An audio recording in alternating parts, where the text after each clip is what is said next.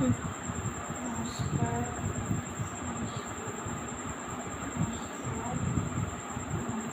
ভক্তিমতী মায়েরা, ভক্তমন্ডলী অসংখ্য প্রণাম। সাধুগুরু বৈষ্ণব যারা এখানে আছেন সত্যি অসংখ্য প্রণাম, অসংখ্য প্রণাম, অসংখ্য প্রণাম। আর একটা কথা না বললে ভুল হয়ে যাবে যে এখানে কমিটির দাদা ভাইরা ওই ক্লান্তিক পরিশ্রম করে যে দাঁড়ে দাঁড়িয়ে ভিক্ষা করে যে 4 দিন ব্যাপী যোগানুষ্ঠানের আয়োজন করেছেন, তাদের প্রতি রইল আমার স্নেহ ভালোবাসা, প্রণাম। দাদা ভাইদের মায়েদের পৃথিবীতে যত আছে অপরাধীরা সর্বত্র প্রচার হয়ে মোর হরিনাম। আমার বাণী নয়, আমার বাণী। যুব ধর্ম প্রবর্তক নাম সংকীর্তন, ভাব ভক্তি প্রেমাচারী আপনি ভক্তি ভাব করি আপনি না করলে জীবের শেখানো না যায়। আপনি ভক্তি আপনি আচরিত ধর্ম জীবের শেখায়, এই তো সিদ্ধান্ত পিতা ভাগবতে। এই মতো কলির প্রথম সন্ধ্যায় অবতীর্ণ হলেন শ্রীকৃষ্ণ আপনি নদীরায়। হরি বল হরি বল, হরে কৃষ্ণ হরে কৃষ্ণ। আমি শুরু করছি আমার মাগো মায়েরা। বর্ধমান সবাই চেনেন, কাটোয়াও সবাই চেনেন, কাঞ্চননগর অনেকে জানেন অনেকে জানেন না। বর্ধমান কাটোয়া কাঞ্চননগরে বাস করত দ্বিজ ঘোষ আর মায়াবতী ঘোষ। ওরা নিঃস্ব গরিব কাঙাল,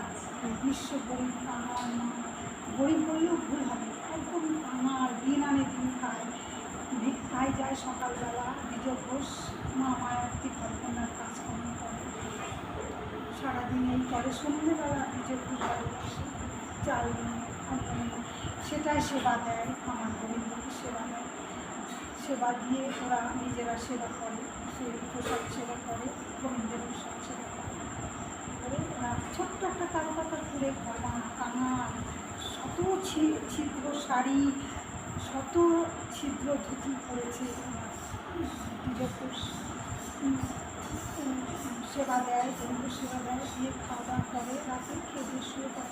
আবার রাত পোহালে আবার দ্বিজ ঘোষ ভিক্ষায় চলে যায়। মায়াবতী ওই ঘরকন্যার কাজকর্ম করে, জল এই করে ওদের দিন যাচ্ছে, মাস যাচ্ছে, বছর চলে যাচ্ছে। মায়াবতী একদিন গেছে জল আনতে, কলে জল আনতে গেছে। তো বাচ্চারা চেঁচামেচি করছে, মা করে রাখছে। আরে আমার মায়াবতী বলছে, আরে আমার তো কোনো সন্তান নেই, আমাকে তো কেউ মা বলে না, কলসি নিয়ে এসে বারান্দায় রেখে দিয়ে আঁচল পেতে, ছেঁড়া আঁচল পেতে সে বলছে, আমার তো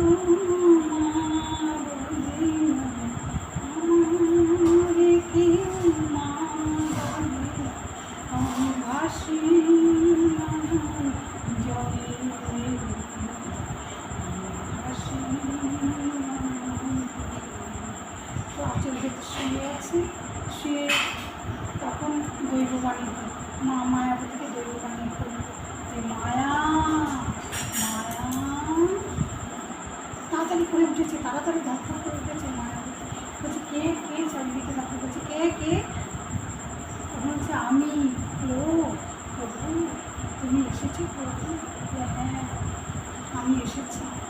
তুই তো সন্তান চাইছিস, আমি একটা সন্তান চাই প্রভু, আমি একটা সন্তান চাই। বলছি ঠিক আছে, স্বামীর কাছে অনুমতি নিয়ে নে বলে আমার প্রভু চলে গেলেন। শেষ আবার সন্ধ্যাবেলা দ্বিজ ঘোষ এসছে। ওই আসার পরে সেই রান্না হলো, আমার গোবিন্দকে নিবেদন করলেন, দিলেন, দিয়ে দুজনে খাওয়া দাওয়া করে শোবে। তখন মায়াবতী বলছে, স্বামী তোমার কাছে একটা নিবেদন আছে, আমি বলবো? বলছে একটা কেন, 100টা কথা বলো মায়া।